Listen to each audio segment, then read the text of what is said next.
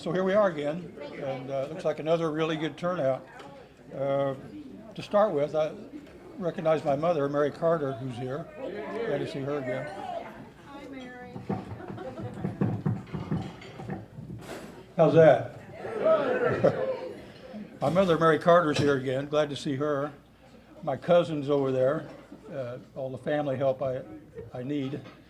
And also should recognize my twin grandsons, Alex and Jake. They turned 14 today, so good for them. Happy birthday. They're not here.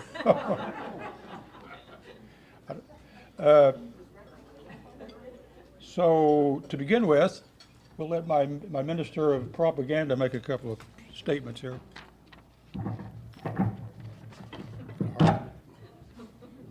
That wasn't good. That'll work. Okay, I'm George Carpenter. I'm standing up in front of you today because I've always sat back down before and I never got to see all the smiling faces up here. I'd like to present my wife, Mary Ann, of 50 and a half years. Also, all my classmates here from the class of 64 from the Bloomington High School. And I'd like to thank the Legion, as always, for their having a setting here for us to be able to use. I'd also like to thank our servers, be generous with them. And as always, our friends from CATS. You guys are the tops. We're glad that you're here. You might notice in the email that I sent you yesterday, it had a preview of 2 weeks ago today, we had our first intercession class, which was not something that related to Monroe County or to central Indiana. It was done by Dr. Stuckey, who did an excellent presentation. I suggest you click on that link and spend an hour and 10 minutes and learn something about Civil War field artillery. It's very interesting. Any questions, comments for the good of the cause? No? Thank you very much. I'm going to turn this back over to Mike, who can figure out how to put this back together. We're good at taking stuff apart, just putting it back together. Here's a rundown of what's coming up. August 28th, local historian David Nord will give a presentation about the history of Spring Mill State Park, which is a little bit different. Clay and I have seen this, and it's an excellent presentation. September 25th, CATS TV gets the stage. Their own guy, Michael White, will talk about the history of CATS, its beginnings, and its influence on the surrounding area throughout the years. October 30th, Carrie Beam, who's the director of the Wiley House, will give a detailed program on the Wiley House and what an important place it occupies in our local history. November 27th, the Monroe County History Center with Director Susan Dyer will give a program focusing on the role RCA, women at RCA, played in war production in World War II. December 18th, local author and historian Derek Ritchie, who I think most of you are familiar with, will return to show Monroe photos from the negatives we scanned and archived at the Herald, the old Herald Telephone, which is the Herald Times now. January 29th, 2019, IU Professor Emeritus James Madison will give a program tentatively on the bicentennial of Monroe County. Then we jump to February 26th. John Summerlot of IU will give a presentation about Captain Williamson Alexander and the Alexander Memorial, which sits on the south side of the courthouse lawn. It's got a lot of attention lately. March 26th, Owen Johnson, Associate Professor Emeritus of Journalism, will do a presentation on the life of Ernie Pyle. And apparently nobody knows more about Ernie Pyle than this fellow, so that should be really interesting. And this just came up the other day. Good old George, who 5 years ago gave a presentation on the Monon Railroad, which is our, presentation on the Monon Railroad, which was our first real PowerPoint presentation. So it's been that long ago.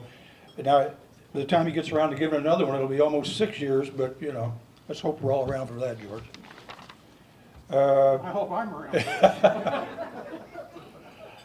Yeah, you got to be here, George, really. Today we have Brad Cook of the IU Photo Archives Department. who he's returning to give part 3 of his pictorial history at IU. He joins a unique circle of people. This is his 5th presentation for us, and the only other ones that are given that many are Clay Stuckey back there and Derek Ritchie. So it shows how good these guys are. Brad's going to start around 1915 and speak about the legendary athlete Jim Thorpe, who was assistant football coach here, and we'll speak on Dr. Wells. And then the World War II era for IU and other things, no doubt. So, Brad?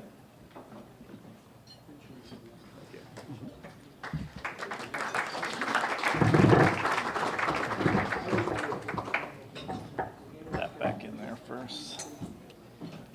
Okay. Hello, everybody.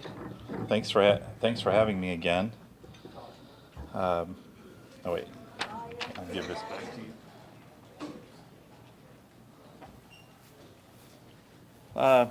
So last time I ended a little bit past where I'm actually going to start, because there were a few things that I had forgot to add in.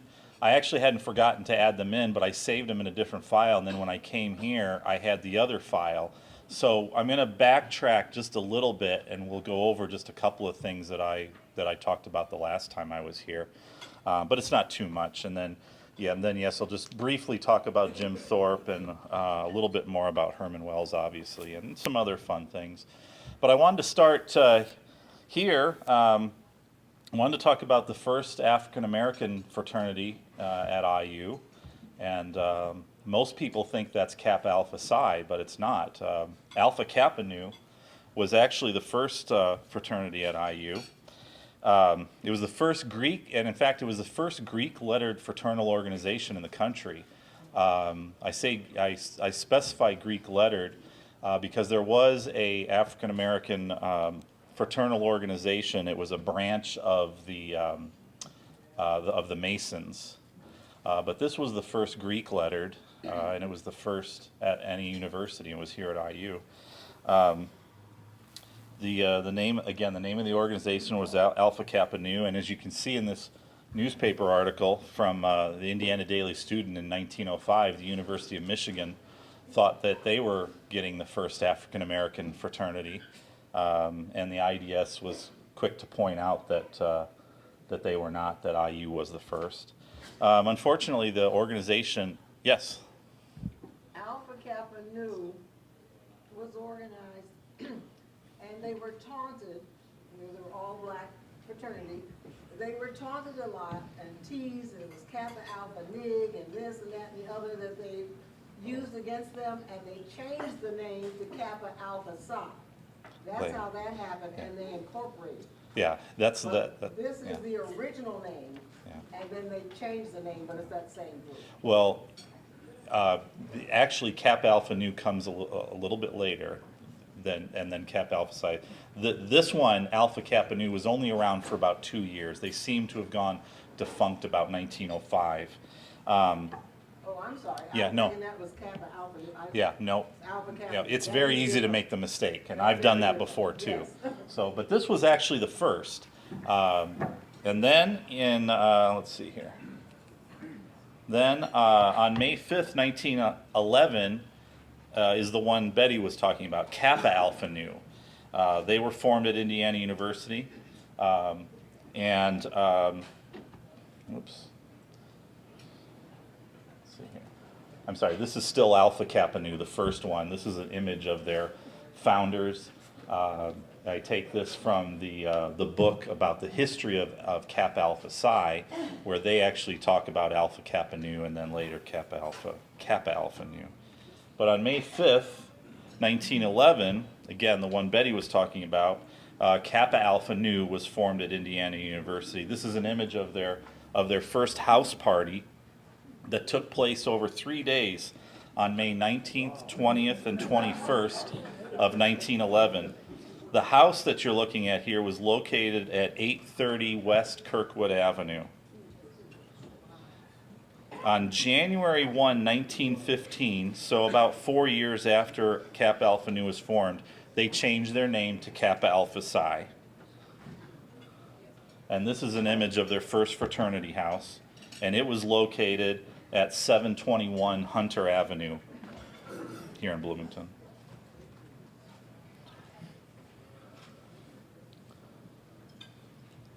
In 1910, the U.S. Census determined that the center of population, where there were an equal number of people living north, south, east, and west, was at the main Showers Brothers Furniture Factory here in Bloomington.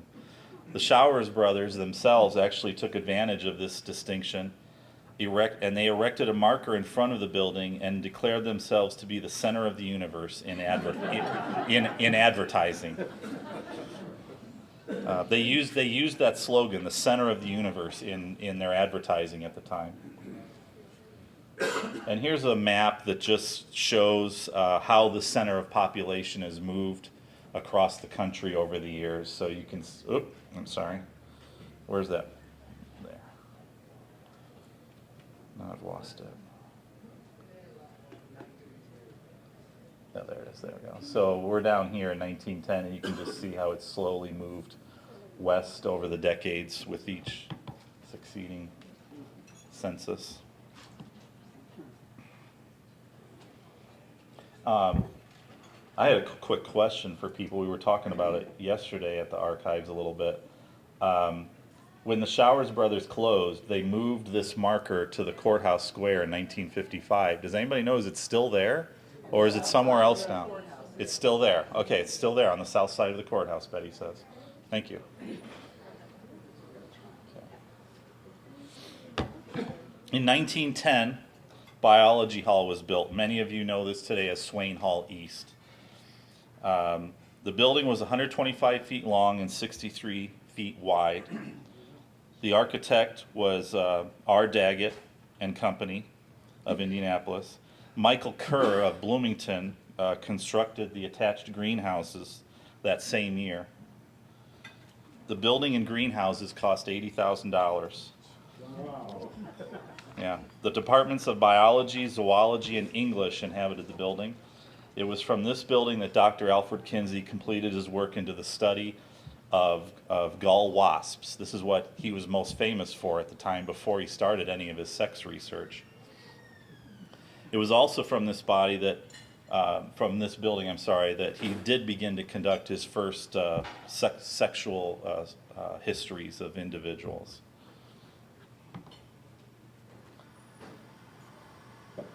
Just an image of a gull wasp for Kinsey there. In 1890, Professor of History James Albert Woodburn attended a meeting in Philadelphia. He returned to IU convinced that an extension program could be implemented at the university. And during the ensuing school year of 1890-91, he offered lectures to alumni and others in Indianapolis, Chicago, and Louisville. His program evolved into what was known as the IU Extension Division, and later it became IU's system of regional campuses: Gary, South Bend, Fort Wayne, Kokomo, et cetera, et cetera.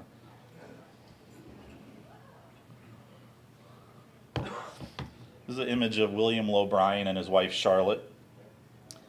You see the axes they're holding and the trees in the background. This is the day that faculty, staff, students went to the site of what was known to what was to become the men's gymnasium, which is all part of the Hyper complex today. And the faculty and staff, they all helped cut down with axes and saws all the cherry trees that used to be located there, and they even broke ground. And this is a piece of rope. We have about, I don't know, five or six pieces of it in the archives that they used, that all the students used to pull the plow to break the ground that day. The original plans called for a main building of 253 feet long and 94 feet wide, along with an attached field house of 240 feet long and 157 feet wide. The field house was to have a 90 by 30 foot stage at the east end. Here's an image of the men's gym being constructed. Most of you will know this. This is the building on the southwest-most corner of the entire Hyper complex. The field house is attached to the other side, and then the School of Hyper what is now the School of Public Health is on the opposite side. So this is the building closest to the Union Building. The lowest bid for both structures was submitted by A.E. Kemmer of Lafayette. Because this bid was too high, it was ordered that just the main building, the one you're seeing here, be constructed. Kemmer's bid of $157,200 for this structure was accepted. Here's another shot of it under construction. The final cost of the building was $208,473.30. With the exception of the trophy room, the entire building was used by the physical education and the military departments. The trophy room was located on the second floor at the north end. So if any of you are familiar with the gym that's located up here in the building, that's where IU played their basketball games after this building was built, in the second floor. At the far end of that, there's a trophy room. It's all used as office space now, but all the original woodwork is in there.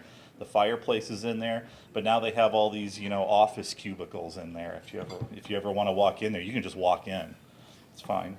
Is the swimming pool located beneath that? The swimming pool's, yeah, it's below the ground level here. Yeah.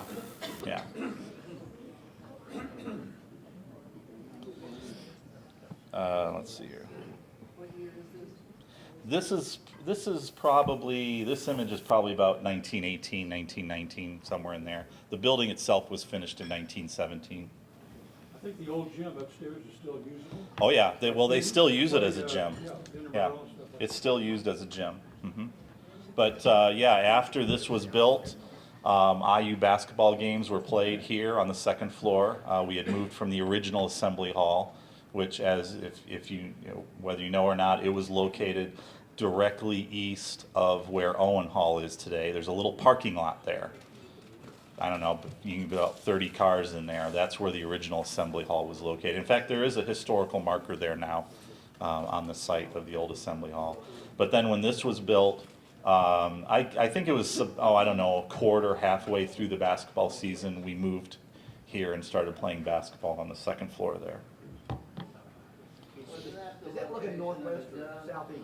We are looking towards the northeast. Okay. So where the photographer is right about where the Union Building is. Union Building parking lot. That was the old baseball Yeah. field later on. Yeah, down here this is Jordan Field, which was still Jordan Field at the time. That's where we played football and baseball when we moved to this campus. Yeah. Hello? Yes. Is that where the Dunn farmhouse was?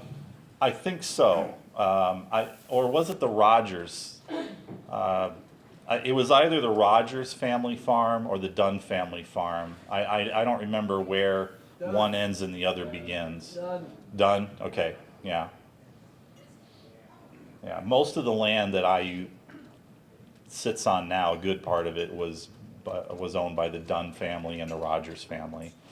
So you have the Dunn family cemetery next to the Union, and you have the Rogers family cemetery up on Fee Lane, right in front of Foster Quad. I think the Dunn family home was the little wooden ticket office right by the, Really? pretty close to it. Wooden ticket office. Yeah, Okay.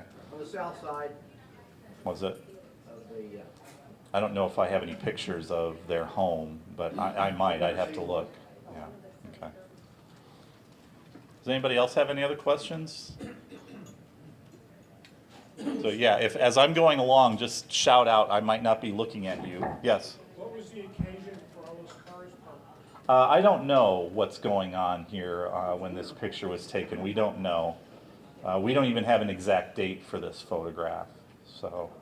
If it was a big team Yeah. basketball game, yeah. I mean, there could be a basketball game going on. It could be commencement or foundation day.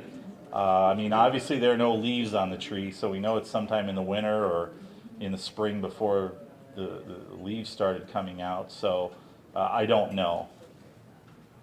Couldn't tell you.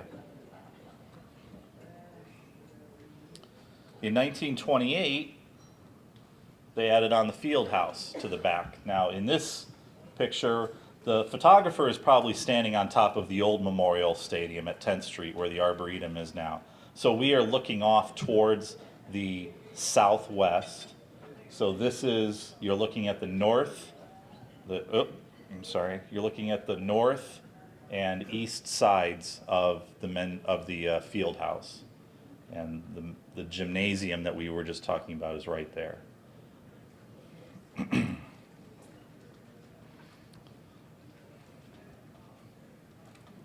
The building itself was dedicated on December 13th, 1928, and this is a poster we have in the archives from the dedication game with the game between IU and Pennsylvania. I love this poster. Now we're up to Jim Thorpe. Almost here. So here's an aerial view of the men's gym and the field house as it pretty much looks today. I like the little IU. They've cut the ivy into an IU symbol there. So we're looking off towards the northeast. 10th Street is right there. The Wells Library that my office is in would be over here today, and I would imagine the photographer is maybe in the tower of the Union Building shooting this. He's pretty high up. And you can see Jordan Field here and the old scoreboard. This is the field where the IU Art Museum would eventually be built, just to give you some orientation. So, in 1915, Jim Thorpe, the world's greatest athlete, became an assistant football coach at IU for just that one season, 1915. He was the coach for the punters and the backfield coach. Somehow somebody may have put in print at some point that he also coached baseball the following season. He did not. He left Bloomington as soon as the football season was over that year.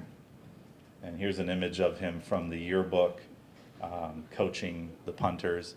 It is said that he actually punted a football once on Jordan Field a full 100 yards, that it went about 70 yards and then rolled another 30 yards into the end zone. The stories differ a little bit here and there on how far he kicked it and then how far it rolled, et cetera, et cetera.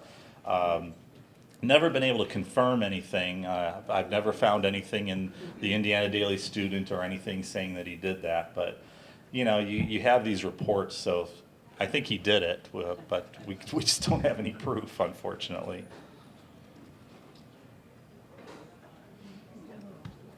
Frances Marshall was the first African-American woman to graduate from IU.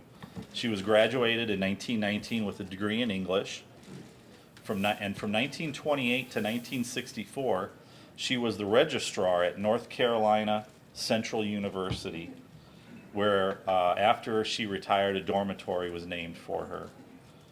The Neil Marshall Black Culture Center on the IU campus is named after her and Marcellus Neal, who was the first African-American male to graduate from IU.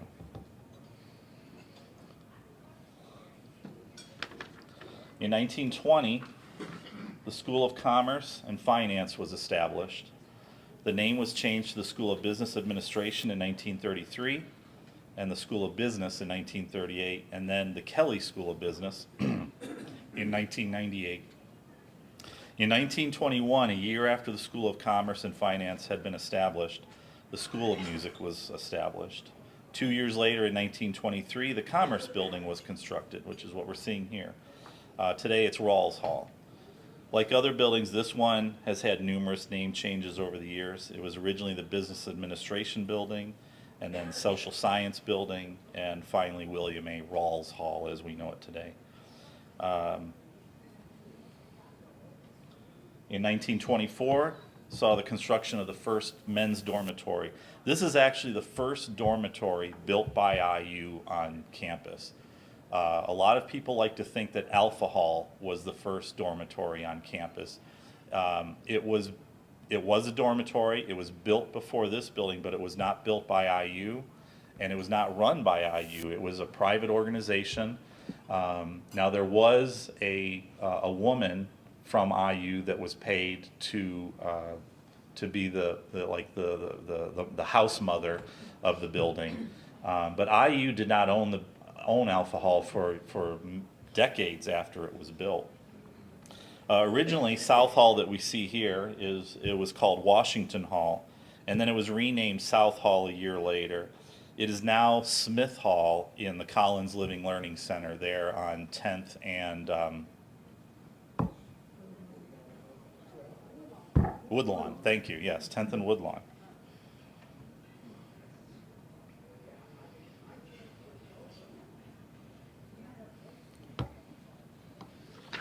Some other buildings I just want to mention. I'm not going to show photos of them or talk about their dimensions, et cetera, et cetera, et cetera, that were built around this time. The President's House, now known as Bryant House, that was completed in 1924.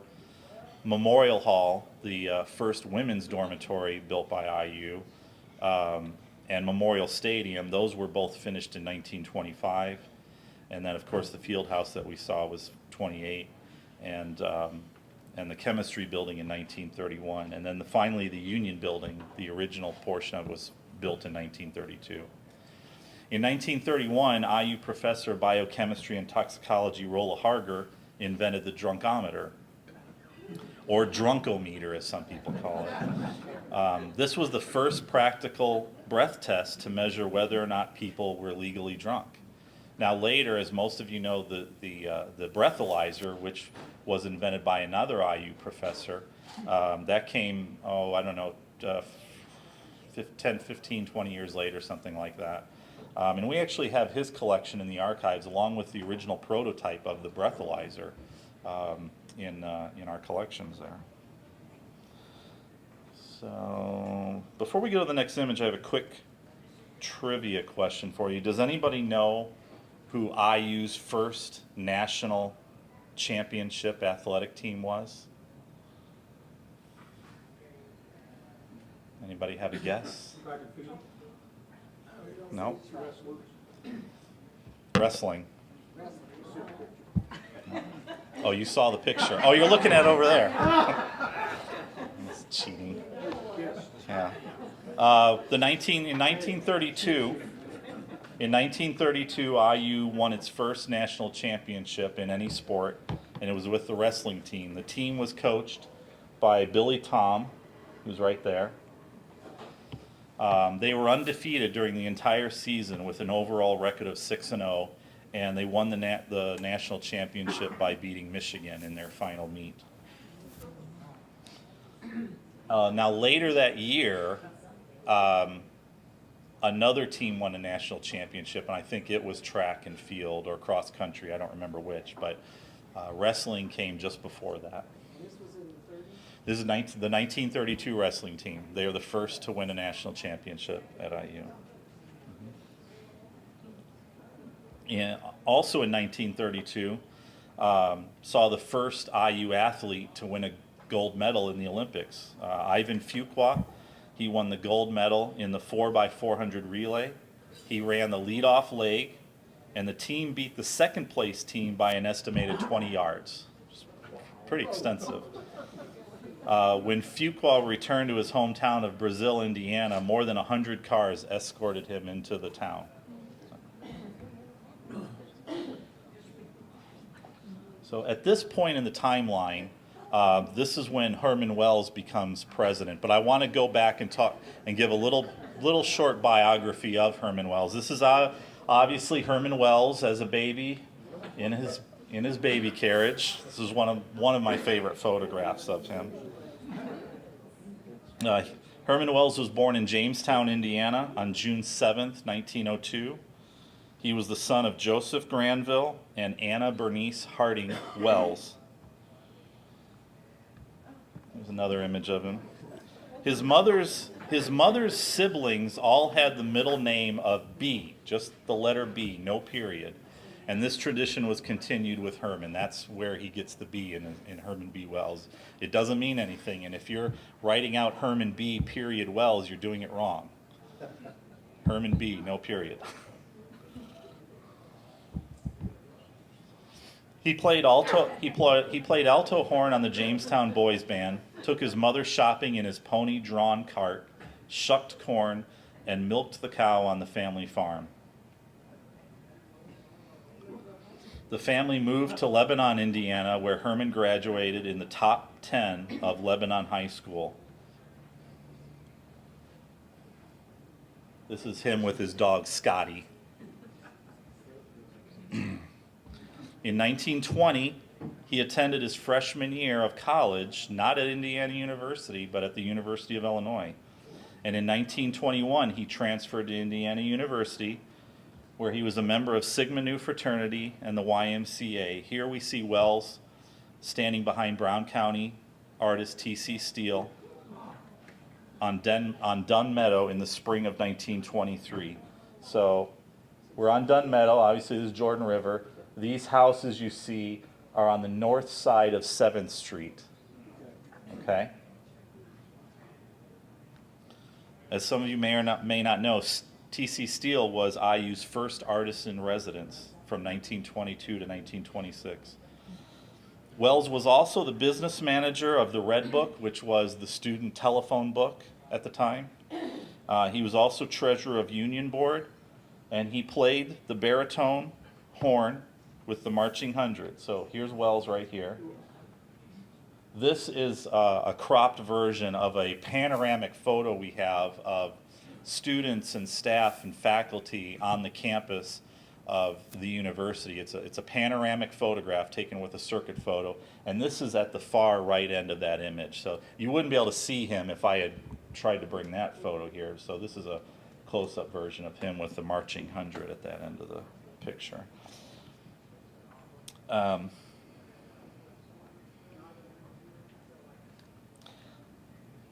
He had played with the marching band for a while, and then he was made the manager for the Marching Hundred.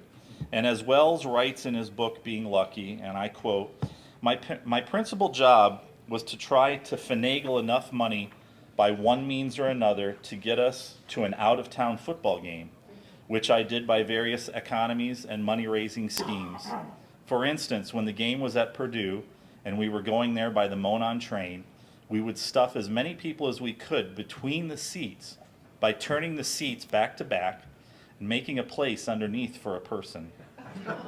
The train conductor, wise but sympathetic, ignored the teeming spaces beneath the arches of the back-to-back seats. In that way, we were able to pay fewer fares. Should also be noted that Wells was the first person at IU to negotiate the Marching Hundred to perform at the Indianapolis 500 and the Kentucky Derby while he was a student here.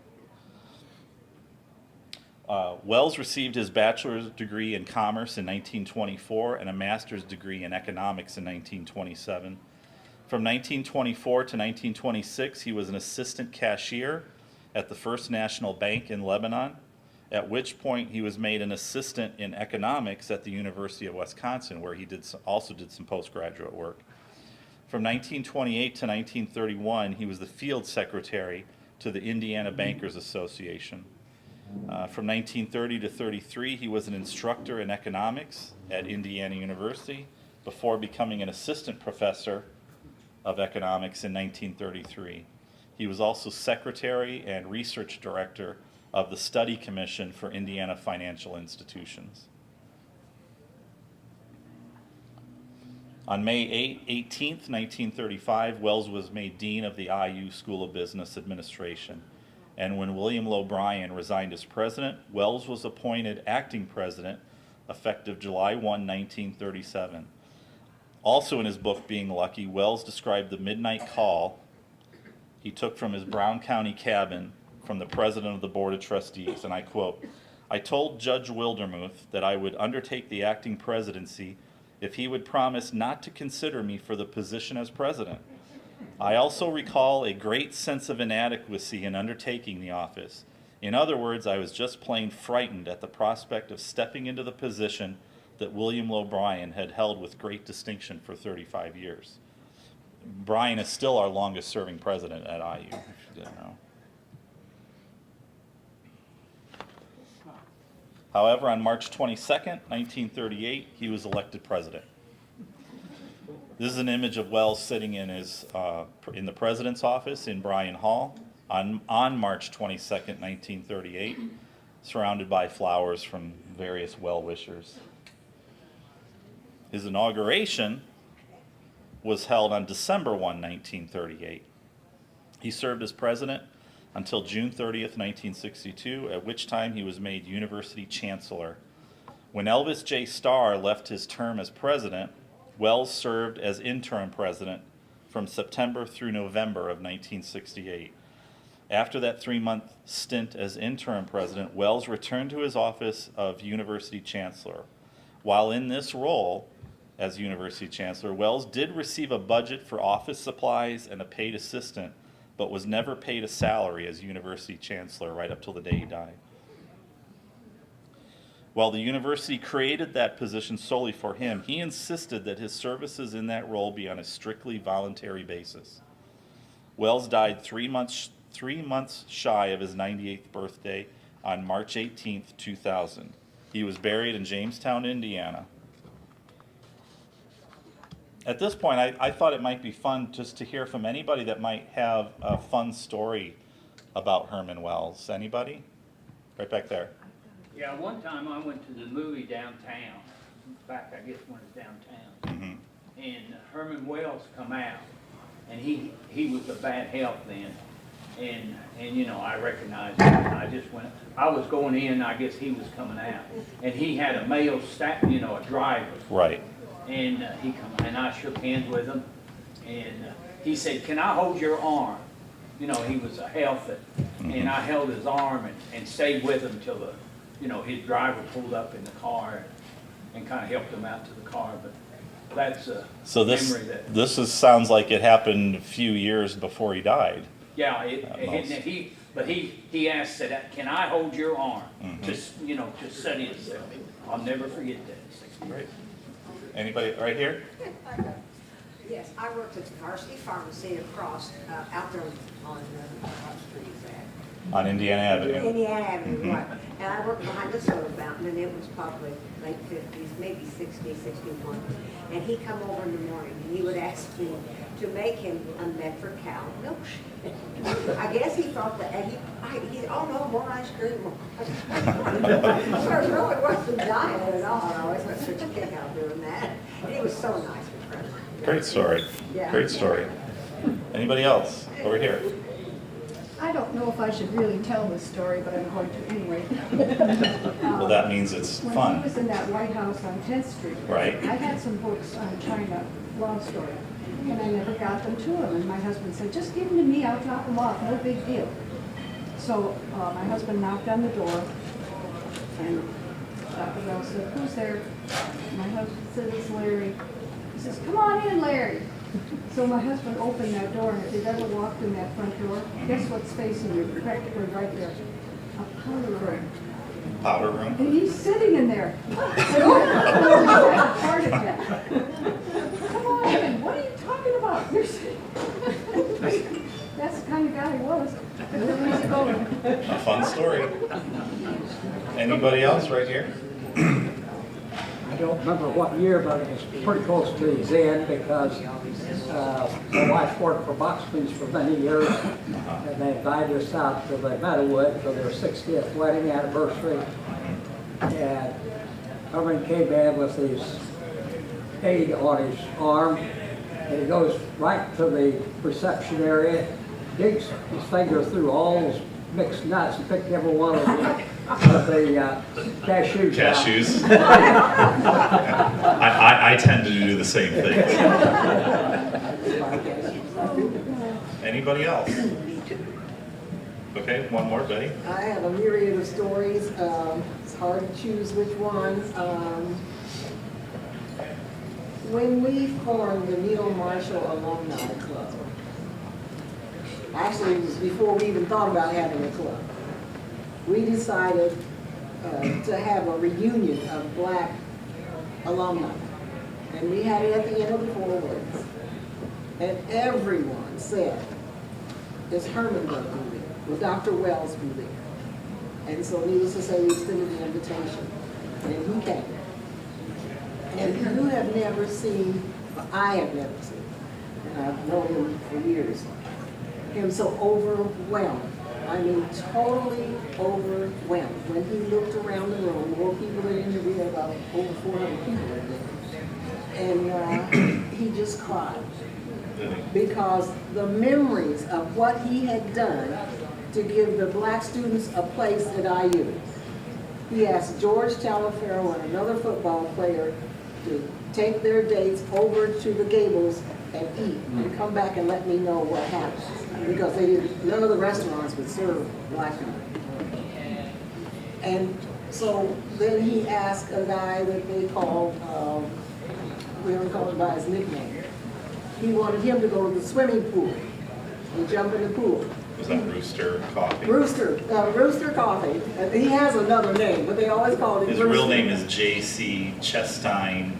Yes. Rooster Coffee. And he was there at this reunion, and you would hear people scream, Rooster! You know, and He was a football player with Talaferro. Yes, here I at was IU. going to say, you have never seen so much hugging and rocking and backslapping and all of that and screaming and the nicknames.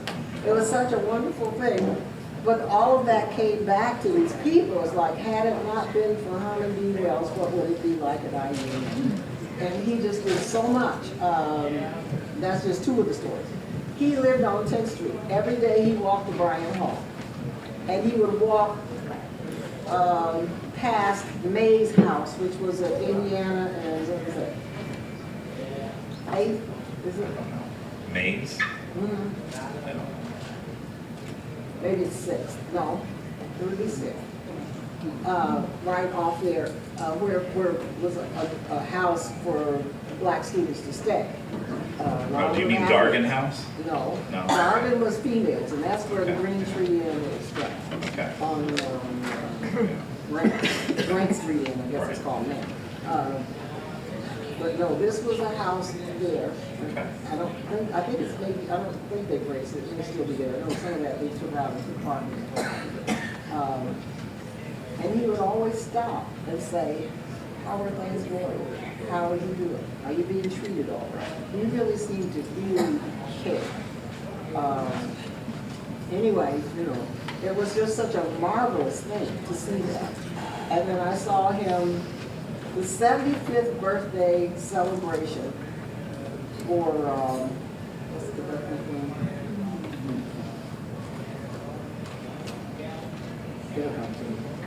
It was in Tanglewood, in Massachusetts, and at that time I was president of Boston Alumni Club. And of course Herman was there, and they'd roll him out in a wheelchair, and walk around talking to people and see, to the club members, oh, where do we go, what do we do? And I'm working with that, and he says, Betty, he says, look here. He caught my voice, and I was thinking, because of his age and everything, and he was more fragile, I was so shocked, so I went over and spoke with him for a minute or two, but it's just, he was that kind of a person. Very personable and very caring. If anyone passed that he knew, or a family member, he would go. He would go and just be there. He didn't want to make a big thing, he just always felt like that was something he should do, just be present. It might have been Gingold's 75th birthday. No. Joseph Gingold, No, well, somebody before else. that, Bernstein. Right, Leonard Bernstein's Leonard 75th birthday Okay. celebration was at Tanglewood, Right. Massachusetts. You're right, yeah. And we bought out the School of Music and they performed the Mass. Yeah. You talk about an incredible production. Oh my word. It was incredible. Thank you. Anybody else? We'll take one more. Yes. This is a funny one. When Wells died, the Brown County Democrat, my uncle had always mowed his yard over in Brown County. Mm-hmm. And they asked him to come off and comment on it. And all he said was, well, I mowed the yard, but he had a mean dog. Yeah, he obviously had his dog Scotty when he was young, but then when he was older, he had a dog there in Brown County called Red, named Red. Yeah. Well, I It thought, was an Irish setter, I'm pretty sure. I thought for a while he had one, maybe it was his mother's dog, on 10th Street. Oh, he may have. Yeah, I only know of Scotty when he was a kid, and then Red. As I said, maybe that was his During mother's dog. part of It was his small. He always presidency. had larger dogs. This one was a smaller dog. Okay, we'll continue on. this isn't a question, but Sure. what makes me angry is that iconic office in Bowen Hall, okay? Yeah. They could have left it as it was and still have conferences in there. Now the desk is gone, everything. Everything's gone I now. think that's just, Yeah, I know that, I knew they were gonna leave it for a while, and I knew that it would eventually change, because it's a lot of space, and it's, you know, prime space on campus. but you can put a So conference table in there. have you been in there? Oh, Have they many times, completely yeah, changed makes it? me mad. Okay, I haven't been in that office for a number of years. In fact, I haven't been in there since before Ken Gross Lewis left that office, because when he retired, well then after IU asked him to come back, that was his office. And I haven't been over there since then. So, I Even the don't, books, they said they smelled moldy. Well, yeah, there's no air conditioning in that building. Wouldn't you yeah, guys say some of there's them no- probably did. Okay. If you're gone, you're gone. One of the first major buildings to be completed during the Herman Wells administration was the Business and Economics Building. It was renamed Woodburn Hall in 1971. The building was needed for two major reasons. One, the fact that business courses were being taught in buildings all over campus, and two, the fun one, the fact that students were actually being denied entry to the IU School of Business because of the literal lack of classroom space and equipment. Construction on the building began in 1939, and the building was opened on July 5th, 1940. In 1940, IU won its first national championship in basketball. The coach was Branch McCracken, who's back there. Now this team picture is the team that actually traveled to the national championship game. The entire team back in those days was not allowed to go to the tournament. So there are more players on the team, and I have the other team photo. I probably should have put that in my presentation here, but I didn't.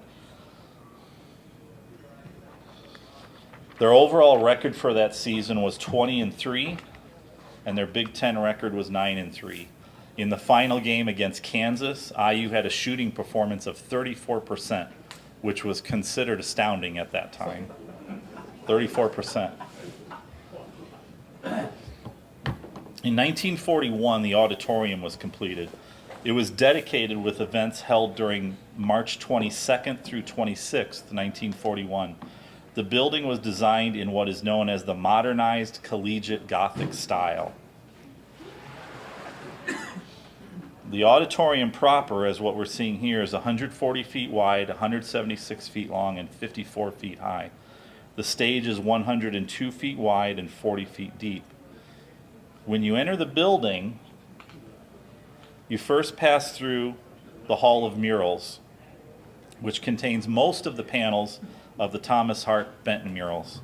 The other panels are in Woodburn Hall and in what used to be called the Little Theater, the University Theater, which is now the IU Cinema. From here, you can see there are staircases. Those lead up to the mezzanine levels and the balcony levels. From the foyer here, at either end, in niches, are sculptures. Oops.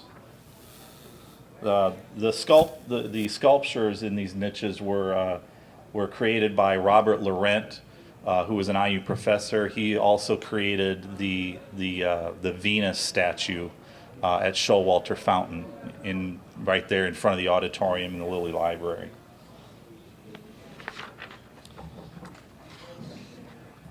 From that area, I think I forgot to put an image in there. I'm sorry. And we'll just talk about the auditorium itself. Seats approximately 3,788 people. And the first performers to appear on the stage were the university's glee clubs and the University Symphony Orchestra on March 23rd, 1941. The organ that we see here was donated by Dr. William H. Barnes. He was an organ architect and a recitalist in Chicago, and he had built his first organ at age 15. At the time the organ was built in 1889 for the Chicago Auditorium, it was known as the Great Roosevelt, the largest organ in America. The original cost of the organ in 1889 was $65,000. In 1942, at auction, Dr. Barnes purchased the organ for $1,000. He had high hopes of restoring the piece, but soon found, after he and 6 other men spent 3 weeks tearing down the organ, that storage was an immense problem.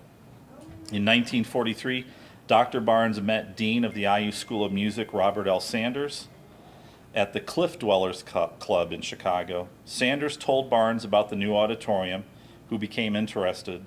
Barnes then visited the auditorium and met with Herman B. Wells and other university officials. A contract was let to refurbish and rebuild the organ, and in the summer of 1946, several trucks dropped off the organ and it was installed.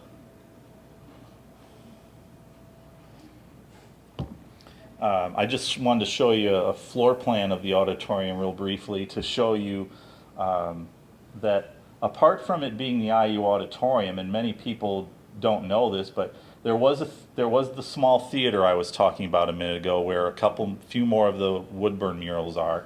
That's now the IU Cinema.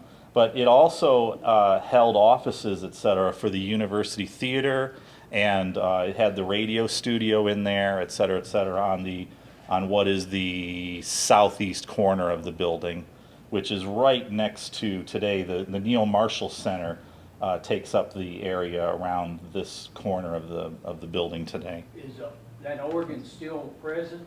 Yes, the organ that they installed from the old Chicago theater is still the organ that's at the auditorium.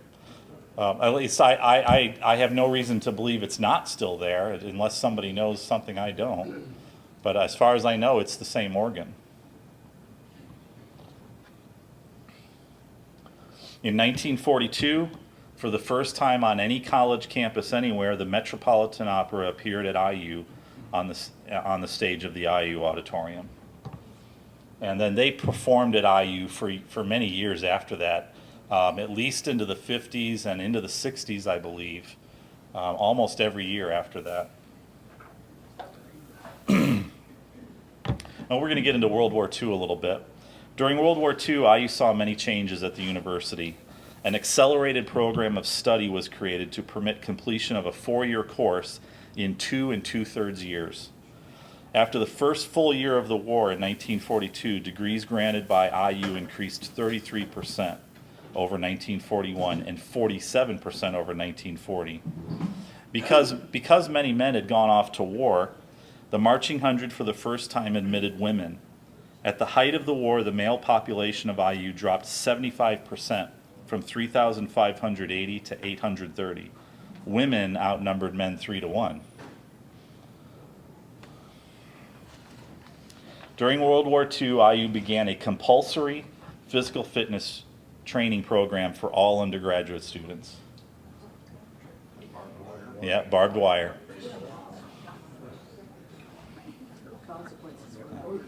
Yeah.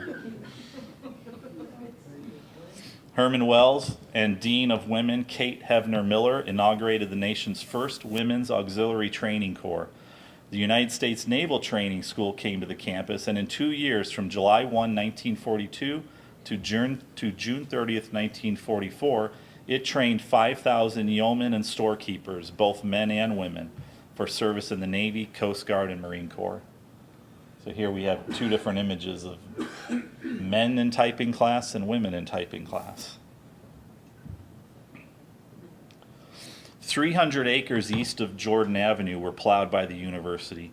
These 300 acres became a victory garden that was tended by faculty and staff. The field also served Professor of Botany Paul Weatherwax, who we see here, who raised various castor oil plants and Russian dandelion rubber for the war effort. At its peak, the Army Specialized Training Program included approximately 2,600 Army men in pre-engineering and area language courses. IU trained servicemen in 9 different languages, the largest number of any American university during the war. Right here, they are marching on Kirkwood Avenue. They are in the 100 block of Kirkwood Avenue, marching west from campus. On Saturdays and Sundays, students, mainly female, traveled to the Crane Naval Ammunition Depot where they sorted and refilled shell casings.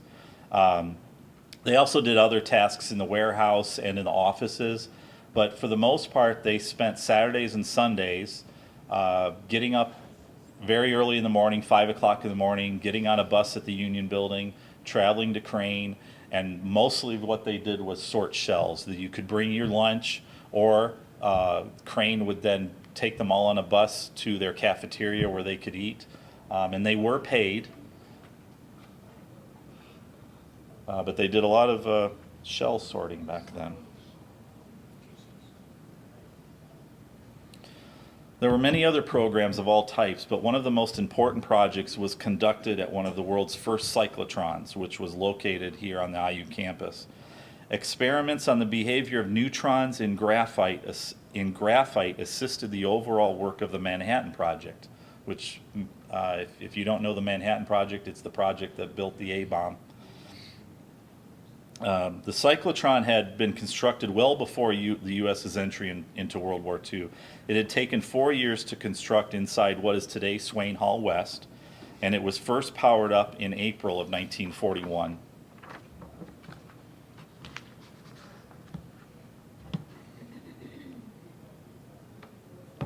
After the war, and because of the incredible opportunities afforded by the GI Bill, the student population on just the Bloomington campus increased from 4,498 during the 1945-46 school year, to 10,345 during the following school year. With this massive influx came an equally massive housing problem. Old Army barracks, like you see here, were brought in from as far away as Rockford, Illinois, and Bunker Hill, Indiana, which is Bunker Hill for many years, as many of you may know, was Grissom Air Force Base. Now it's called Grissom what? I'm sorry? Joint Air Reserve Base. Is it? Okay. So these barracks were cut into sections, loaded onto trucks, and transported to the university where they were set down onto cement foundations that had been poured before the buildings arrived. In the image we see here, 280 apartments were created at Hoosier Courts north of the railroad on Union Street, which is basically where the Student Recreational and Sports Center is today, the SRSC.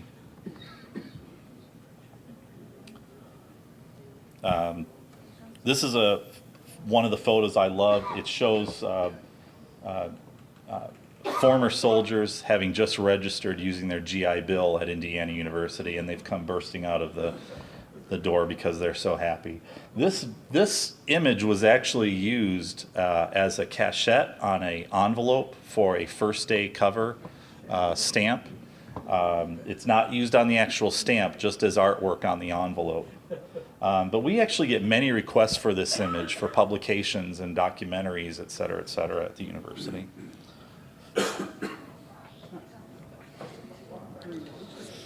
Yeah.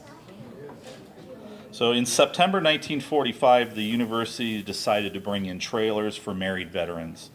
Woodlawn trailer courts, seen here, and eventually the Walnut Grove trailer courts were both staples of the university's look for several decades after World War II. So here we're at Woodlawn trailer courts. So this photo is basically being taken from where the Collins Living Learning Center is, at the corner of 10th and Woodlawn. You see the old 10th Street football stadium in the background where the Arboretum is today. And just on the other side of that would be where the Wells Library is. And here you see the auditorium off to the side, just to give you some orientation of what you're looking at. Did I see somebody raise their hand out of the corner of my eye? No? Okay. Oh, yes. There was another one at Henderson and Hillside. Yeah, that was another one. I think that was run by the university too. And then there was also the Salmon trailer court up on 17th and Indiana, where the IU Credit Union is today. That came a little bit later. But yes, IU did, they had another one down there where the old pest house, what they called the old pest house used to be, which was one of the, a health center type building for the university. Sir? Yes. In 1957, there were still some of those old dormitories that were used as classrooms, but it wasn't at that location. It was a little bit south and over the Jordan River, I think. Well, there were many all over campus. There were barrack buildings like we saw before back here, and there were Quonset huts, and they had a lot of these barrack buildings all over campus for classroom space and office space. There were Quonset huts in between Wiley and Kirkwood and Lindley and behind, and there were Quonset huts down by the Union Building. There was a Quonset hut where the first assembly hall was, right next to Owen Hall, where that parking lot is I was telling you about earlier. Those things were all over the place. And then there was a dormitory system out where the School of Education is today called Trees Center. And that was a complex of about, 5 or 6 buildings. And after that stopped being used for dorms, some of them were torn down, some of them were used by the art department, et cetera. And there are all kinds of stories about things going on out in those areas. Yes? Was what, I'm sorry? Bruner Court. Bruner? Yeah, across from Royal Chevrolet down on South Wall. That I don't, Remember where the armory is now. yeah, I don't think that was run by IU. I have a photograph of that in our online collection, and I tried finding out more about it. Somebody told me that was one of the Bloomington mayor's idea of where some people could live. It was all ex-Navy. Was it? Yeah. Yeah, I have a photo or two in our collection. I'd like to talk to you more about. Did you live there by chance? No. Okay. My Yeah. brother and his wife, when he got out of the Navy, that's where they lived, and it was around like 1953, 52. In that place on South Walnut? Yeah, it was full of cockroaches. Oh, was it? Yeah, when I first came across the negatives for that, it took me forever to figure out where it was. But I figured that it was probably north or south of town somewhere because it looked like a bit of a highway. There were some billboards, and there were a couple of clues in there where I eventually figured out where it was. Well, I thought it was slightly south of where it actually was, and then somebody pointed out, no, it's the next lot north of that. So, yeah, I've always been trying to find out a bit more about that and who built it and why, et cetera, et cetera. So We went to school with, certainly 7th, 8th grade, with kids that were still in Bruner Courts and lived down that way. really, And one of the things they tell you is that in the summertime, it was really tough because the sewage treatment plant was just south. exactly. Yeah, I'll bet. So let's go back up here. So getting back to Woodlawn Courts there, Ward Gray Biddle, seen here, he had a large hand in the development of the first trailer courts at IU. And Woodlawn trailer courts received such nicknames as Biddle's Buggies and Ward's Wagons. They all received much more descriptive nicknames as the Metal Ghetto and Fertile Acres. There's a lot of stories of kids being conceived and born in from their parents living at Woodlawn Trailer Court.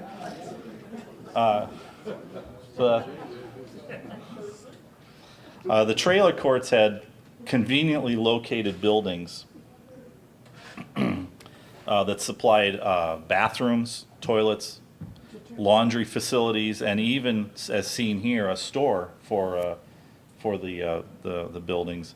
It is estimated that there were 357 trailers at Woodlawn Trailer Courts. Trailer court life was hard for the wives, especially if you had children. The trailers were very small. You can see. And husbands were either off taking a larger load of classes than most other students, studying or working. The lives of the wives were so hard that when their husbands graduated, they too were given a special commencement in honor of their having survived the hardships of trailerdom. I quote from the June 11th, 1950 Indiana Daily Student. 407 wives of graduating seniors will receive certificates of appreciation for contributing toward the graduation of their husbands. Movement of barracks and trailers to the campus, however, took time. For example, it appears that only 50 trailers were available at Woodlawn trailer courts by the end of 1945.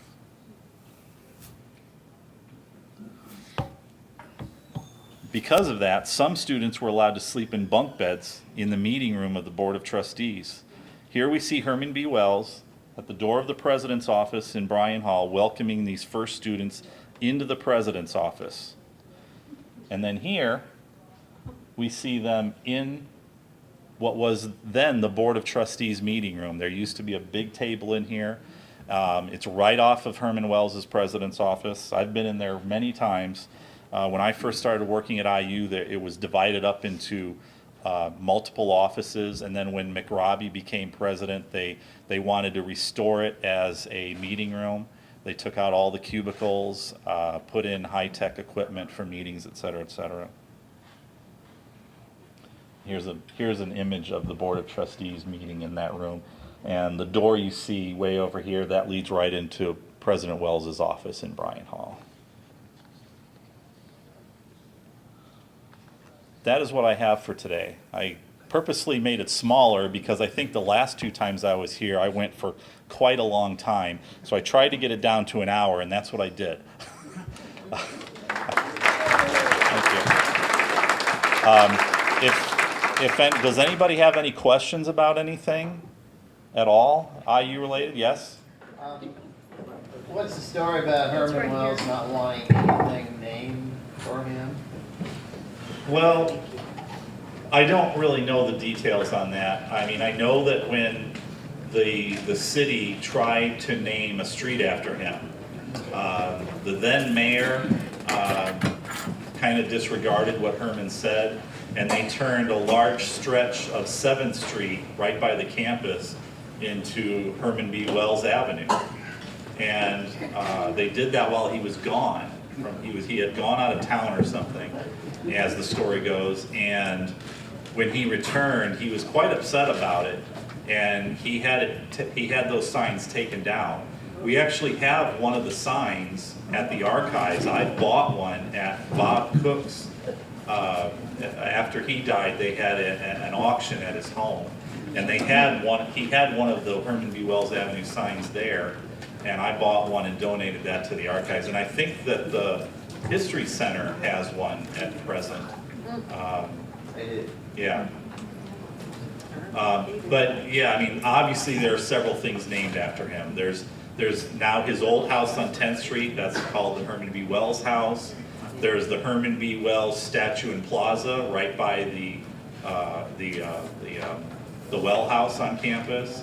There's the Wells Metz Theater as part of the Black Culture Center building there on Jordan Avenue. Yes? How well was Herman Wells recognized as a college professor for the United States? I don't think that's what he's well known for. He's more well known when he became president and all the other things that he did and all of the extra, if you want to call them extracurricular activities that he was involved in. He was involved in, I don't know how many different boards at different universities and companies and organizations, and I think he's just more well known for advancement of education in general rather than being a professor. In fact, I don't think he ever became a full professor. I think he was assistant professor and then he became dean of the School of Business. So he's more well known for what he did when he was president and not really for his teaching. Did he have a doctorate in some area? No, I think he only had a master's. But he was honorary. He had, I think it's like something like 19 honorary doctorates from different universities that were given to him, yes. You had a question? No? Okay. Betty? I just want to add a few words around the Kappa Alpha side. The first fraternity home, it was a 3-day celebration, but I don't want you to think it was a drinking party and bash type thing. No, we never think It was an open house. Right. And the people in the community brought food, They made quilts, they bought furniture, and they literally set up the house, made drapes and everything for that house, and that was the 3-day event. Yeah, it was, a lot of it was, much like she said, it was kind of like a move-in party. You know, like you would do today, can you help me move, I'll buy the pizza and beer. It was kind of like that. They didn't have furniture, they didn't have dishes and glasses, anything, and so the people bought those things and set up housekeeping for them. Yes. Purely by chance, I ran into the funeral director in Jamestown where he was married. Oh. And if I had written it down, I can't remember it, but he had this elaborate thing of how he wanted it done. He wanted to be buried at 3 o'clock in the afternoon. Really? Yeah, I don't know why. That is interesting. I thought it was hysterical. Somebody should interview him. Well, the person that knows more about Herman B. Wells than anybody, and you might ask him, Mike, wherever you are, to do something on just Herman B. Wells, and that's Jim Capshew on campus. He's even written a book about Wells, which is out at the bookstores. You have his email? Probably easy. I can get it for you. Yeah.